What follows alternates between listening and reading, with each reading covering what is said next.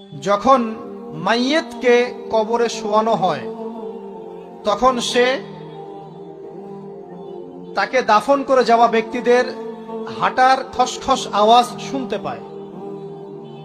এরপরে তাকে যখন শুইয়ে দেওয়া হয়, সে যদি মুমিন ব্যক্তি হয় তাহলে তার মাথার দিকে তার সলাত এসে দাঁড়িয়ে যায়। দুনিয়াতে আপনি যে নামাজগুলো পড়েছেন, আমি যে নামাজগুলো পড়ছি, এগুলো মাথার দিকে দাঁড়িয়ে যায়। ডান দিকে চলে আসে তার সওম, সওম মানে কি? রোজা। বাম দিকে চলে আসে যাকাত, যাকাত মানে কি? যাকাতের সাথে তো আমরা পরিচিত নই। আমরা ওই যে রাস্তাঘাটে যে দান খয়রাত গুলো উঠানো হয়, এগুলোর সাথে খুব পরিচিত, তাই না?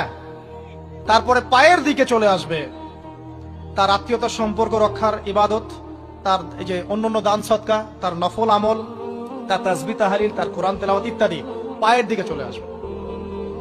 এখানে একটা হাদিস এসেছে, সূরাতুল মুলক যে ব্যক্তি রাতের বেলা তেলাওয়াত করবে, কোন সূরা ভাই? তাবারাকাল্লাযী বিয়াদিহিল মুলক ওয়া হুয়া আলা কুল্লি শাইইন কাদির।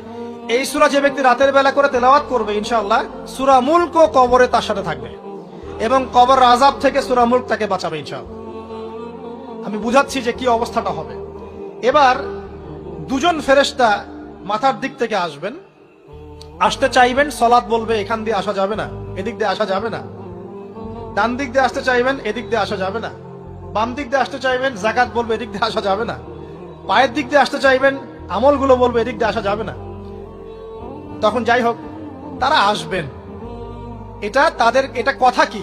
এটা কথাটা হচ্ছে যে সালাতের গুরুত্ব, মানে সে সালাত আদায় করেছে, সে আমার হক আদায় করেছে, আমি তার পক্ষে আছি, এটা পক্ষে বোঝাচ্ছে। রোজা বলবে আমি ওর পক্ষে আছি, তাকে আপনি কোনো শাস্তি দিবেন না, আমি তার পক্ষে আছি। আপনারা দুজন তাকে শাস্তি দিবেন না, আমি যাকাত তার পক্ষে আছি, এটা পক্ষে থাকার কথা। তারপরেও তারা আসবেন, চোখগুলো হবে নীল এবং কালো বর্ণ, নীলাপ চোখের, কালো। মুনকার নাকি? উঠে বসিয়ে দেওয়া হবে। এবার তিনটা প্রশ্ন। প্রথমে প্রশ্ন হচ্ছে কি, মান রব্বুক, তোমার রবকে? তখন মুমিন বান্দা বুক ফুলিয়ে বলবে রব্বি আল্লাহ, আমার রবকে। তারপরে প্রশ্ন হয়ে যাবে মা দীনুক, তোমার দিন কি ছিল?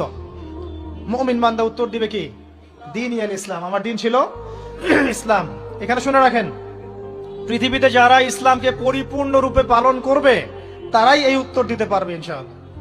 যারা ইসলামকে ঠাট্টা বিদ্রুপের, হাসি তামাশার পাত্র বানিয়েছে, মন চাইলে কিছু করি, মন চাইলে কিছু করি না, সহজগুলো একটু আমল করি, বাকি কিছুর আমল ধারি না, হ্যাঁ, নামাজ পড়ি, সুদ ছাড়তে পারি না, ঠিক আছে, বছর বছর ওমরা করি, এদিকে ঘুষ দুর্নীতি ছাড়তে পারি না, ইসলামকে ঠাট্টা